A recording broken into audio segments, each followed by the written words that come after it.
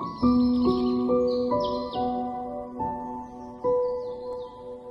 Friends, ഇന്ന് നമ്മൾ ഉണ്ടാക്കാൻ പോകുന്നത് ഒരു പ്രത്യേക തരം ചീരയാണ്. ഇത് ഷുഗർ ചീര എന്നും പറയും. ഇത് പിന്നെ അരിഞ്ഞ് നല്ല കുരുകുര അരിഞ്ഞ് നല്ല വൃത്തി.